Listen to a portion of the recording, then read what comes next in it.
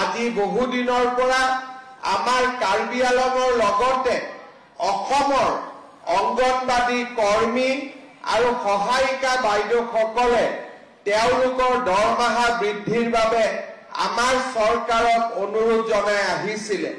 মই আপোনালোকক ক'ব খুজিছো যে অহা 1 অক্টোবৰৰ পৰা আমি আপোনালোকৰ দৰমহাও বৃদ্ধি কৰিম আৰু লগতে আপোনালোকক এটা এককালীন সাহায্যও আমি আগবঢ়াম।